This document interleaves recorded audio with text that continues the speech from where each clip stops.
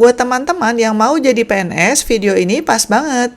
Di episode kali ini, saya akan membahas bagaimana caranya teman-teman bisa mendaftar CPNS online dan apa saja persyaratan jadi PNS. Yuk langsung aja kita bahas gimana caranya teman-teman bisa daftar CPNS secara online.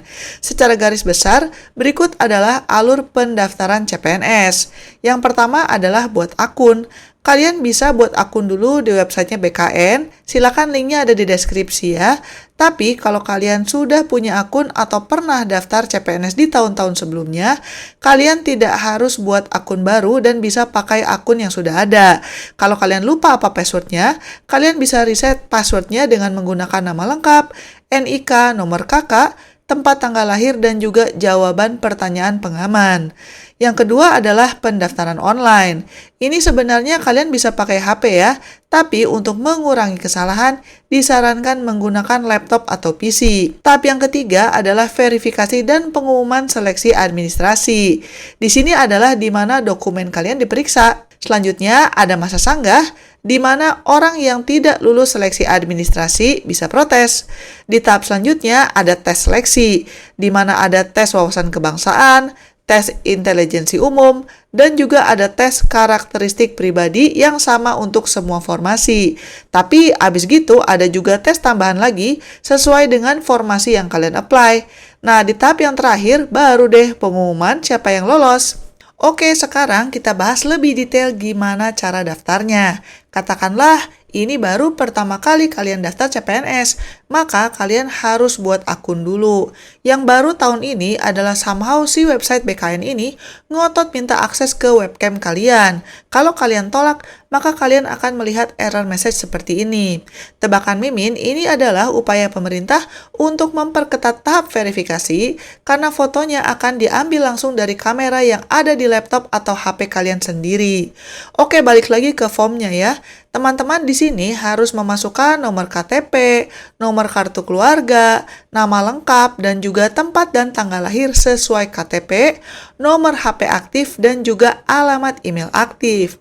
Sebagai catatan, nama yang kalian masukkan jangan pakai gelar ya, pokoknya nama asli sesuai KTP.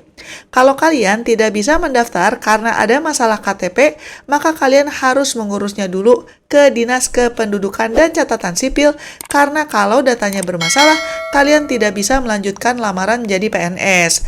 Caranya hubungi call center Halo Dukcapil dengan format data sebagai berikut.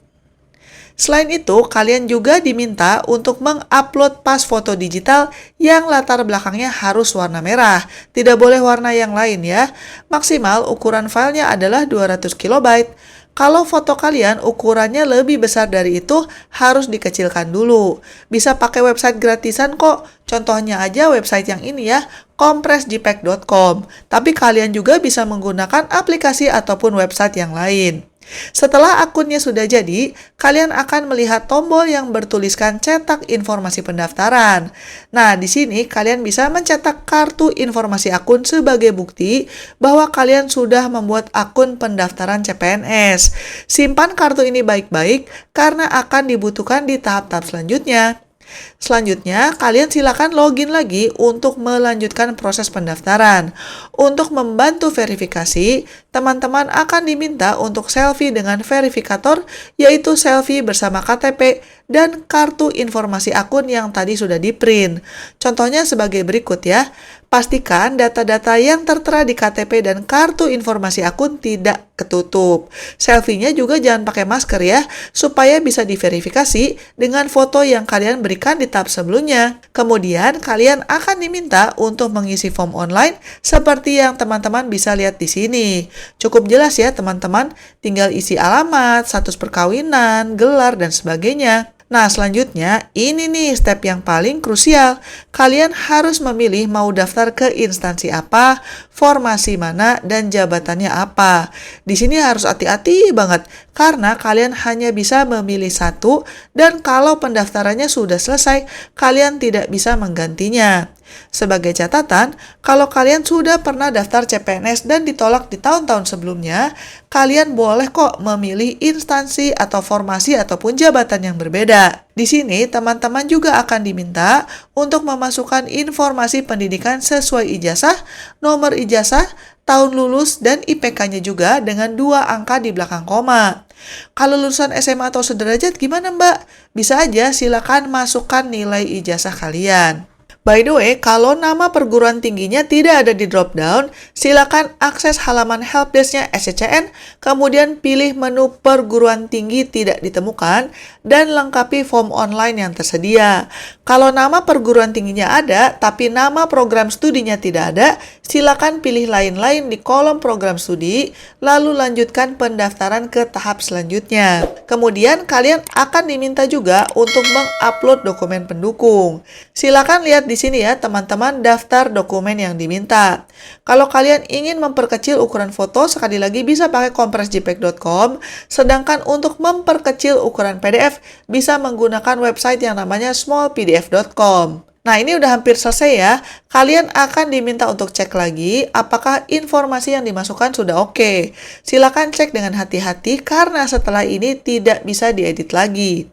Kalau sudah selesai, kalian bisa mencetak kartu pendaftaran CPNS sebagai bukti.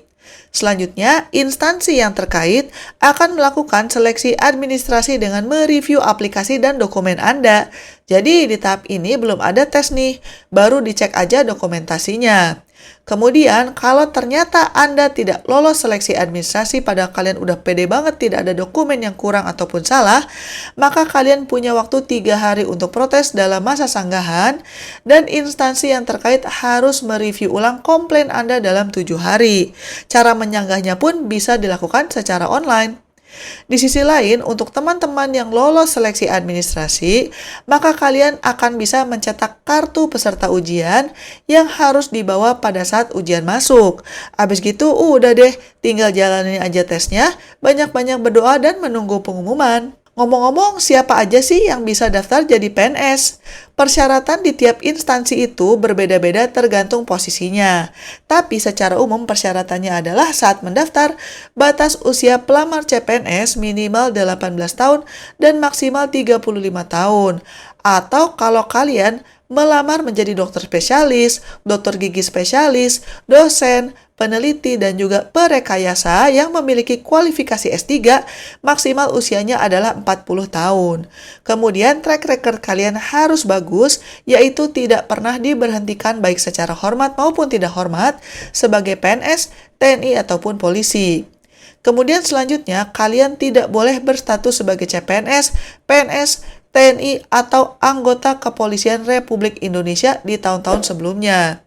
Nah, kalau kalian sudah pernah menjadi CPNS kemudian mundur, sayangnya kalian tidak bisa mendaftar lagi. Kemudian, persyaratan selanjutnya adalah kalian belum pernah dipenjara atau terkena hukum pidana, dan juga harus sehat jasmani dan rohani. Mengenai pendidikan, kalian harus minimal memiliki ijazah SMA atau sederajat, tapi ini dengan catatan, lowongan atau formasi yang bisa kalian daftar akan tergantung kualifikasi yang diminta oleh posisi tersebut. Kemudian kalian juga tidak boleh merupakan anggota partai politik dan harus bersedia ditempatkan di mana saja sesuai dengan perundang-undangan yang berlaku. Kalau teman-teman masih punya pertanyaan, silakan komentar di bawah. Kalau kalian mau tahu lebih lanjut tentang formasi apa yang sepi pelamar, atau formasi apa yang buka untuk lulusan SMA dan sederajat, silakan mampir ke channel saya. Jangan lupa untuk like dan subscribe, dan selamat mencari uang tambahan. Bye-bye!